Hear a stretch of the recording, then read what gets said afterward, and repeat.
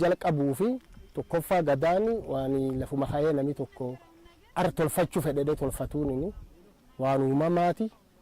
Uumam kana immoo kuusisii jalqa buufi qaraa dhalgudee dilme namaa irraa jalqabna. Waan aadaa irraatti ilmummaan namaatu akkumman barumsa amma dhalattee ilmeen mana barumsaa seentana waan gadaa barachuufi qaraa dabballummaan jalqaba. Mucaan kunini dabballee gaaf dabballee jenna kana ijoollee xixiqqoo ammata guduruutan jechuudha. Ballee kee dabree gammee ta'a.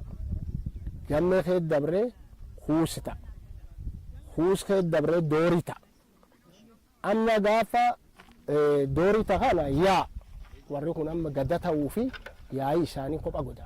Booranii harka baasee akka bulchiisaa yookaan kaabinee akkasitti filatu gada. Amma fakkeenya guyyaa boruu amma baalli kura jaarsoo irraa fuudhu kunini gada yoo jalqabee jennee lafteen. 72 isa jechuudha. Gada 71 ta dabarte keessa warri isaanii akaakuun, abaaboon, abbaan akkasuma deemaa dhufe. Akkasuma deemaa dhufe. Isaan laafinni qabaatan, jabeenni qabaatan, wanni kun waan miliqaatiin warrumaa kennamte jechuudha. Warri immoo isin irra mul'amtu nama gaaf gada isa kan keessatti uummata Booranaa miidhe. Nama yookaan gochama namirraatti dubbiyamtu nama maftii qabaa, maftiin tiyyaa, natti abbaa gadaati, naanalaatti namni wana tolchi jiruu jedhee uummata Booranaa kan aadaatti dhufee wa tolche kan irra fuudhu Booranii. Kunini gada isaan miidhee jedhanii akkasitti irra fuudhan malee yookaan ammoo irra fuudhanii namni biin dabarsan. Laafa taatullee yoo gadaan isa kaayoo qabaat akaakuu isaatti namaan bulchaa ture, abaaboo isaan namaan bulchaa ture, abuxxuroo isaan namaan bulchaa ture, abbaa isaan namaan bulchaa ture. Kunini gadaa eegalu gogee shanan jechuun gogeessi shanan kunini warri kunini paartiin tun shanani paartii gortuuni hin gorsan. Achi keessaa ka goru namichi nama miidhe. Kanatti maftii qabadee nami caqasuu didee ome fedhuufi ta'e duriyyuu ni miidhe ilmi isaan ta'e. Yookaan eegi immoo abbaan miidhamsu hin qabne ilmumaatti itti dabran. Haa filatan ka harka baasanii gochi isaa Booraan keessaa gos 17 gochi isaa dhuftee ati yoo jaba taate nam kana aadaa yaasuun naadaraa ayyuu naa tolchaa jabaa akkanaati qaroo akkanaati Booraan hin danda'a gosuufii hin danda'a laafaan dubbataa bal'aan dubbataa caphaan dubbataa deegaa buusaa gonoofaan dubbataa araayeen baddeen dubbataa jedhanii kaatiin ga'ee isaa dhooftuufi ayyuu sun gochi dhooftee dhuftee warri suniin kadhattu warra gadaa sun yaa suniin kadhattee namni kuniin yoo gadaa ebaluu tanaatti ergama kanaan nu darame as keessaa bu'aa qabaa jedhanii akkasitti ayyuu kadhatan malee warra gadaa kan takka tana nu beekaa nu fuudhaa galati nu fuudhaa jedhan galati kun amma namni abbaan dabre mucaatti afaan ure mucaa kiyyallee akka inni akka isaan gadaa ta'u adobee kanuu galati nu fuudhaa jedhan yasii fuune waaqi sii fuudhinnaa Booranii yasii fuun hin jedhe waaqi sii fuudhinnaa waan waaqi tolchi namni hanqisiin jiruun ure waaqi sii fuudhinnaa bakka jedhanii eegi waaqi si kaayinna ayyuu waaqi si kaayinna jedhanii yaa argatte bakka waaqi si kadhat yaa'i kun galmi jaarrata deebi'ee galma kanirraatti waan aadaan tolchit unnuqqo aadaan sila galma kanaa tolchit dhawaa dhibaayyuu aadaan kun tolfat warrilleen tolfata deeme gargooroo gad dhufam baalli dhufe walirra fuudhe jechuudha.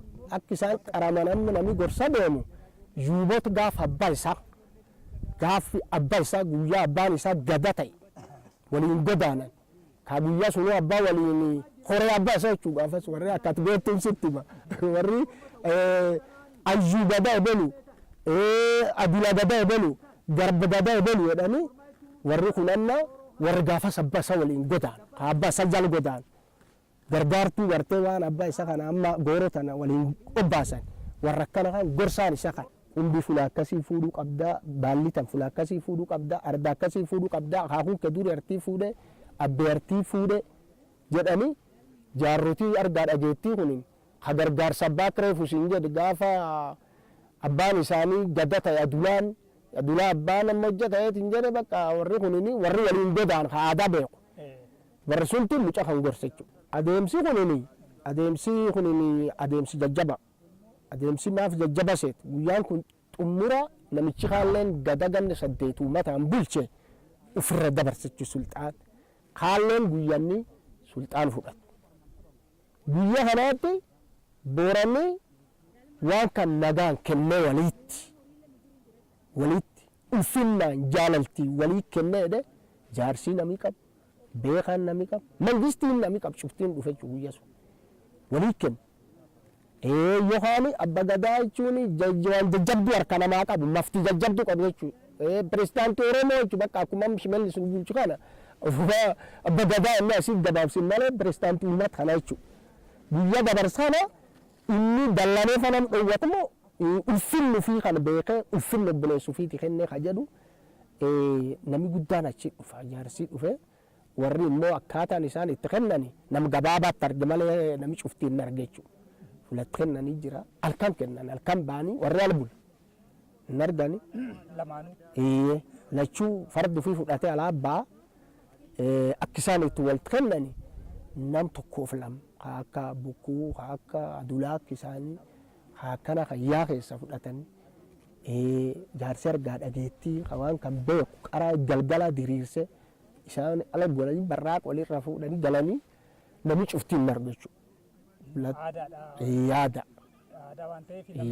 nami cuftii hin argu isaanumaa walirraa argu ifin ta'uu nadabri gadaa diriiraa ta'ii gadaa quufa ta'ii bokkaa buuse wanni gadaan ta'e gadaa quufaa taatu jabeennaan nadabri quufaan nadabri kaayoon nadabri nageennaan nadabri wanni warri walii eebbistan horiin aadaa qalamin jira ka baalli kaalleen fuudhee meeddicha aadaa keeyyata ka kaalleen meeddicha ama meeddichi yuuboma ka aadaa ka goora fixachaa meeddicha korma aadaa korma dullacha aadaa ta'a korma taate waan guyyaa yaa xumuradhee jedhu guyyaa sun isaan maal jedhanii garunfeet godaanii jedhan wallagirra dhuftee shawarra dhuftee karrayyuurra dhuftee maalirra dhuftee gadaa fula booranaa tan geettee sangaa walitti qalattee aadaa walirra barattee mucaan diqqaan Oromoo ka dhufu aadaa gadaa sun faana deemee irra qorate akka Oromoon tokko seenaa qoratte Oromoo tokko tolchuu qabdi. Aadaa dhaloota suniin Oromoon wala bulchuu qabdi. Jabaa fi gulguluu qabdi.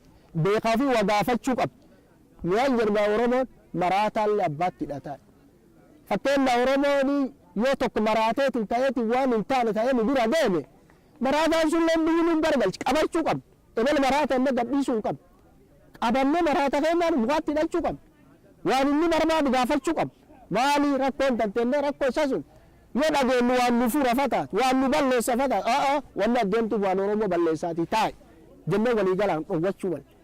Yoo ebeliilleen tan jedhee gadhiifne muka tokko kophaa ejji ta'anaa tana ta'uu dinnee wal qabannee beeka keenya gulaa bulluu jaba keenya waa gulbulluuti jaarsi keenya waa gaafannuuti walaa waa gaafannuuti tokkataa nuuti waan jedhaa